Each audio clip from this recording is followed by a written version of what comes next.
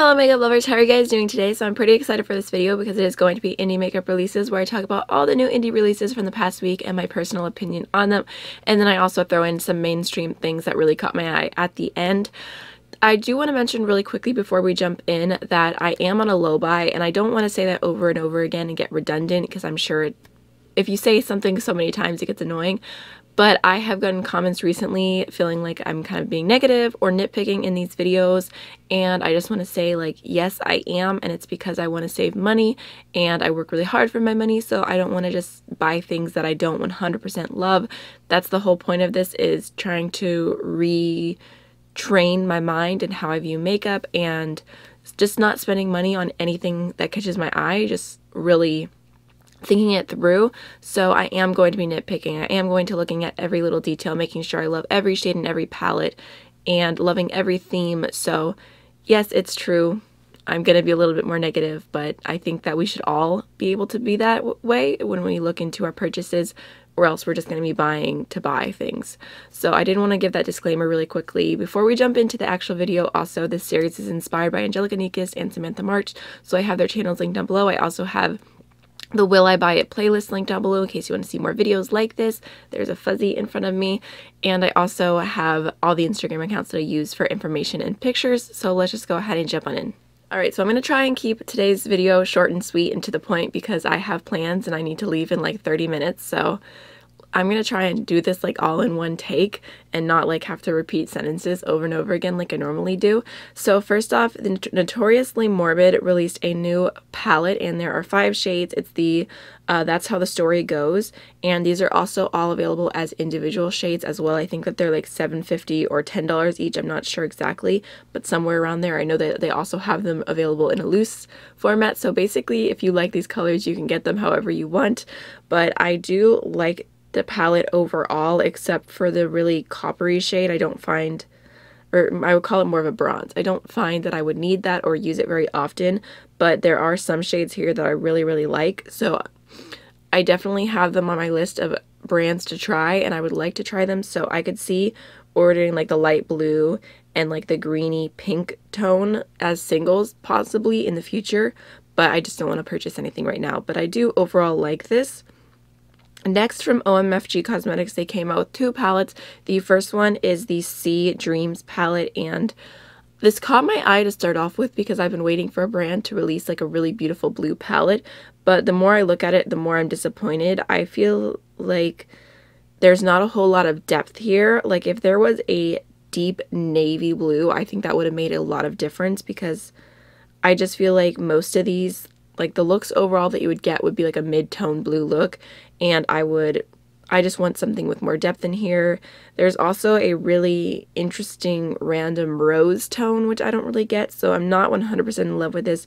They also released a Valentine's palette, and I believe that this is like a free gift with purchase if you spend $60 on their website, and I like this. I think it's pretty. It's a lot of pinky tones.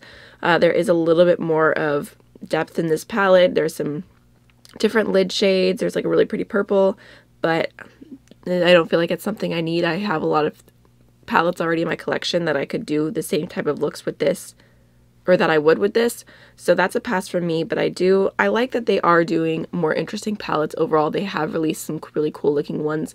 I'm very curious about the quality. I haven't tried any yet. All right, next is a new palette from Lorella Cosmetics, and I was very curious about this one. So I saw this on my Instagram ads and I was like, what is it? And I saw that it had just kind of recently launched. So this is what it looks like, and I know it is a humongous palette, but I feel like it has everything I could want in it. Like it has greens and warm tones and pinks, and there's like some pops of blue and some like plum, and I just love this palette overall. It does kind of remind me if like the Morphe and Jaclyn Hill palette plus all the vaults came together, it would look something like this, I would say. So I really do like the color scheme of this, and the crazy thing about this palette is that it's only $24, so I was like, yes. I was considering purchasing this just because I think that it's so aesthetically pleasing, and I was thinking like I could do a review or something on it, but I did go ahead and check their website and I saw that they sell mink lashes, so I'm not going to be purchasing from them, but I do like the way the palette looks. I think it's really beautiful. I love the different tones in here. I like it. I know it's so huge, but I was kind of like, wow, that's a really pretty palette, and it just has almost everything I could want. It doesn't have like the full rainbow, but it definitely has, I don't know, some nice touches of different deep jewel tones, and I like it. I really like it. All right. Moving on, the next thing I have to mention is a new palette from Glisten Cosmetics, and this is the Disco Dynamite palette, and it looks like it's all matte shades. There's 9 shades, which I'm really loving the 9 shade palettes, and I think this is really beautiful. I like the colors in here. I would say a part of it kind of reminds me of the Strobe Cosmetics Creepy Cute palette, but overall, I really like it. I think the different pink and purple and blue, and then there's like a bright yellow, bright orange, a bright white. I don't know. I don't know how to exactly describe why I like this color scheme so much, but I do think it looks really beautiful, and I think you could create some really nice looks with it. So that looks nice. Everything I'm talking about, just to like throw it out there, I haven't bought anything. I'm not buying anything. I'm just living my no buy life. Even though I'm at a low buy and I have rules and I could buy things, I'm just not buying anything, and it feels good. So everything I'm talking about, even if I mention that I'm interested in it, I haven't bought anything. So next, Menagerie Cosmetics is coming out with some new liquid lipsticks. I believe that they are launching 10 shades. At the time that you're watching this, they will already be available, so I'll have them linked down below and everything. I think that this is really smart because when they released their initial lineup of liquid lipsticks, there were a few interesting shades, but overall it wasn't like shades that really stood out all that much. Like there was a lot of nudes and like rose and red, which I feel like you can find from pretty much every single brand, and they were previously Makeup Monsters Cosmetics, and I always heard people talking about how unique their shades were. So now they are launching 10 new shades, which totally makes sense because I think that's what people have been waiting for. I believe that they are re-releasing some of the shades that they used to have, but they're giving them new names, so I believe you can DM them if there's something you're wanting to know in particular. They didn't want to post comparisons to confuse people because Makeup Monsters no longer exists. I just know all this because I was creeping on their Instagram comments, but yeah, so I'm glad that they are releasing more shades. They have only sneak peeked 4 of them so far, and there's some like blues, which look really, really interesting, so I'm curious to see what the other shades are. I don't know all of them yet. But alright, next is in a collection that I'm very, very, very interested in. This is the new Touch of Glam Beauty Vivids collection, and this just looks stunning. So there are 10 new shades, and they are all super vibrant colors, super metallic. The swatches just look stunning.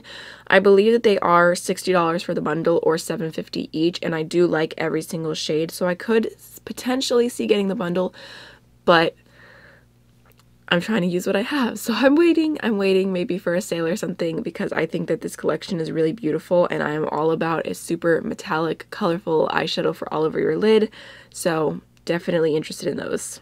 Next is 2 new palettes from Geek Cosmetics, and these are 8-pan eyeshadow palettes. I like that they're kind of doing something different. The aesthetic is a little bit different, and I will show you guys the picture I saw first. At first I was like, are these 2 different palettes or are they the same palette because they look so similar? But I believe Angela Marie Tanner posted swatches, so I'll put that on screen so you can see that they look so much better when they are swatched out and in different lighting. So I think that these are pretty. I'm sure the quality is great. I love Makeup Geek shadows. I just feel like they're a little bit behind their time. I feel like I'm kind of getting like modern Renaissance vibes, and maybe if this was released a year or 2 ago it would do better. I think that they're beautiful, but I just have no need for them. I think most people have these colors in their collection. I'm not going to say more than that because I know that Makeup Geek Marlena has been saying that they are completely rebranding for 2019 and to be patient and that better things are coming. So I'm very curious to when those better things are going to start coming.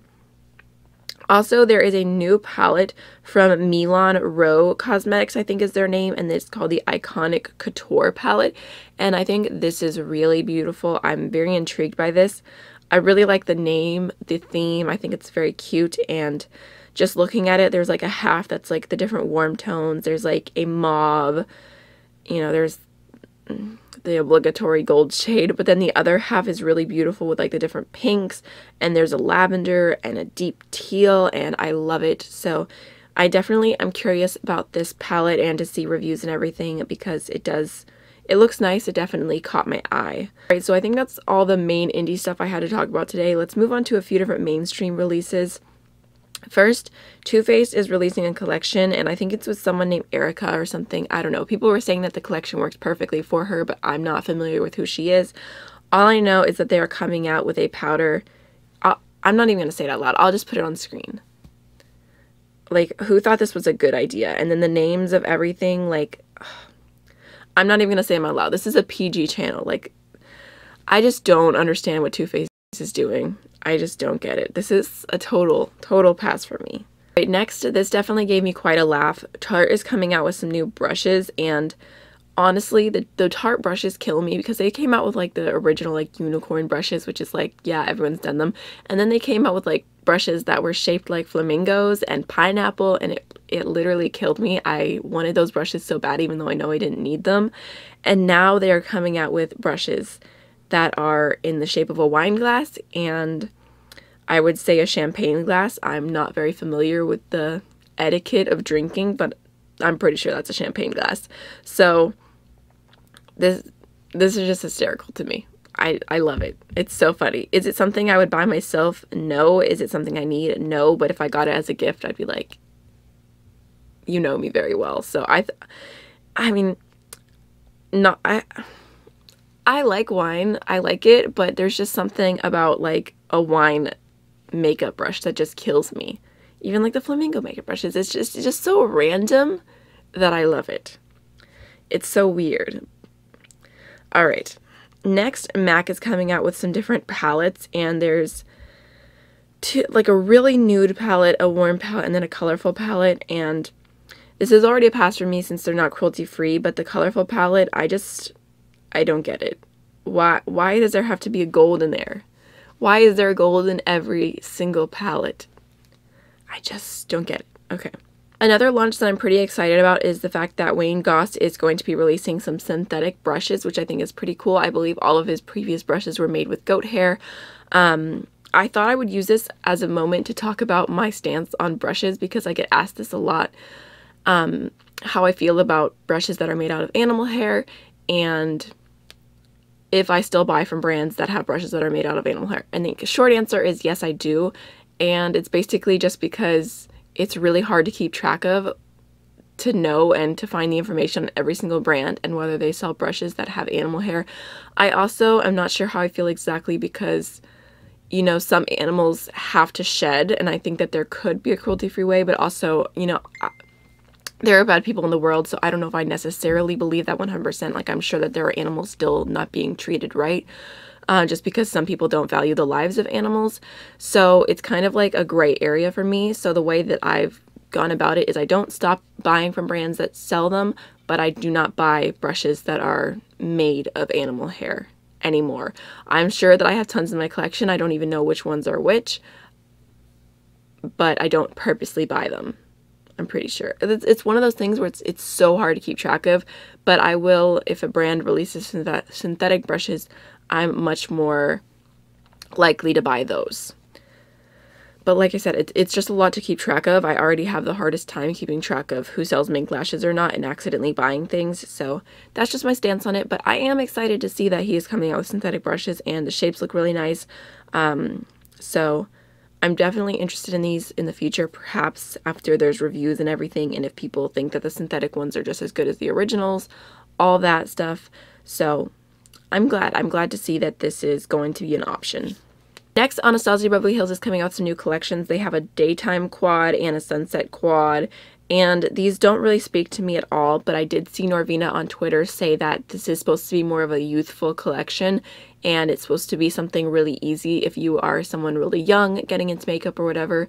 Not as scary as a palette with 14 shades, and I guess that really makes sense to me. This does look, like she said, more youthful. Not that it can't be for everybody, but, you know, if you like cool tones or if you like warm tones, it has some very simple looks. I could see how someone would like these a lot.